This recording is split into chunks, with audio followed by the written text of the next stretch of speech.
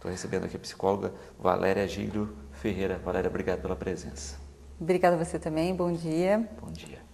Valéria, você coordena esse projeto Amar, né, Escola de Casal e Família, né? Vamos falar um pouquinho do que é o projeto. Então. Esse projeto é um projeto assim que há muitos anos eu acalento, desde o tempo que eu fazia a faculdade de psicologia, e que havia essa discussão na terapia de casal e família, de que os casais vão para a terapia de casal, muitas vezes com o casamento já muito machucado, muito danificado, e aí recuperar um vínculo muito machucado, muito sofrido, é viável, a técnica se mostra eficaz e muitas vezes a gente pondera que o casal poderia ter vindo antes. Então, essa discussão existe há mais de 20 anos, quando eu fazia faculdade, né? Então, desde lá que eu venho pensando que tem que ter uma forma de intervir antes, de pegar esse casal antes dele estar nesse estado de deterioração do vínculo tão intensamente ocorrido, né? Até para não ficar com uma sequela aí, né? Porque às vezes você consegue até estabelecer um parâmetro de melhora nessa relação, mas ficam sequelas. Que se a coisa tivesse sido trabalhada anteriormente, o resultado seria muito melhor. Sim, quanto antes você faz a intervenção, mais fácil o processo de retomada, de recuperação. Então, respondendo a sua pergunta, o projeto ele nasce desse desejo de ter um trabalho interventivo que pegue o casal e a família antes deles terem se ferido desnecessariamente muitas vezes. Entendi. E aí, nesse sentido, e até como é que se busca esse casal?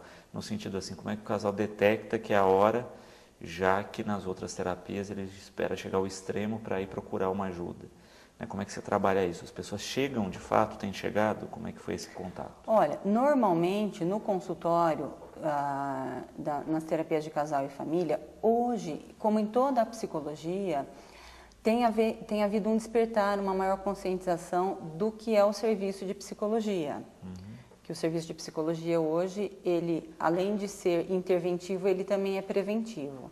Então, não só vai para o consultório aquele indivíduo que acha que tem algo para ser resolvido, para retomar o crescimento, o desenvolvimento, mas também aquela pessoa que quer se autoconhecer. Por quê?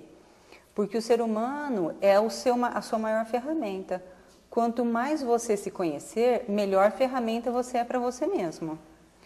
No individual. No casal, o que a gente tem observado é a mesma questão. Gradativamente, os casais têm estado mais sensíveis ao serviço de psicoterapia de casal, até porque vai sendo um serviço mais conhecido.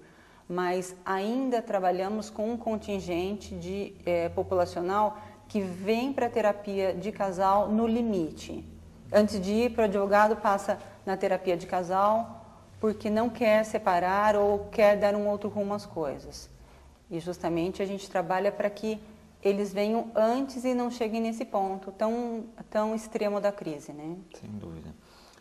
Existe a possibilidade, aí eu não sei se existe esse trabalho, de já se começar essa terapia antes, no seguinte sentido, né? A gente vê, por exemplo, no campo religioso aí, que tem os famosos encontros de casais, né? Que é um preparo para essa relação a dois. Né? Não seria interessante que o casal fizesse uma prévia da relação? Uma prévia da relação, você diz assim, de dar uma avaliada na relação antes de constituir o vínculo?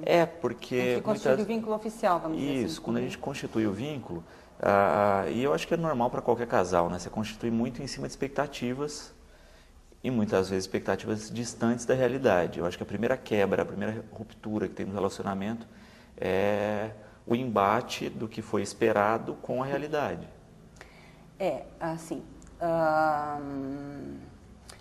Toda relação, Luciano, tem um contrato. A gente trabalha em cima dessa tese, que toda relação tem um contrato.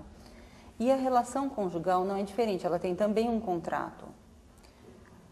O namoro, noivado que leva ao casamento, a paquera, o namoro e o noivado seria um período necessário para a avaliação e construção desse contrato. O que acontece muitas vezes é que as pessoas têm ido apressadamente para o casamento antes de avaliar, é viável um contrato com essa pessoa? Um contrato com essa pessoa funcionaria? Então, aí vão para o casamento ainda na fase de idealização extrema do outro, que é a fase do apaixonamento. O apaixonamento ele é uma fase necessária, mas ela é uma fase de endeusamento de um e de outro recíproco, né? Então, construir o contrato em cima de uma idealização muito grande, quanto maior a idealização, maior o tombo. Sem dúvida. Então, muitas pessoas às vezes caem nessa armadilha de se apressar demais para casar e essa pressa em casar não permitir a avaliação de como é que vai ser viver a dois com essa pessoa. Agora, o outro extremo também é interessante. Então, casar muito antes da hora é ruim, porque não permitiu esse tempo de amadurecimento e avaliação do contrato. E o extremo oposto também. Demorar demais. Demorar demais. Por quê?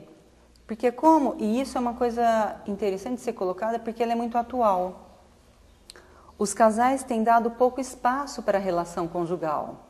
É a mesma coisa que você ir no viveiro de plantas, pegar uma mudinha e não passar aquela mudinha para um vaso. Vai chegar uma hora que rapidamente ela entra em esgotamento, aquele espaço que a planta tem. E o que acontece com os casais que demoram excessivamente para casar é que às vezes o casamento já tinha que ter mudado, a relação já teria que ter mudado de fase. E eles estão segurando. Conforme eles seguram, tudo que é vivo vai cumprindo etapas de desenvolvimento, o casamento também, a relação a dois também. Se a pessoa não vai para a fase seguinte da relação, dá mais espaço para a relação, deixa a relação crescer, ela entra em esgotamento.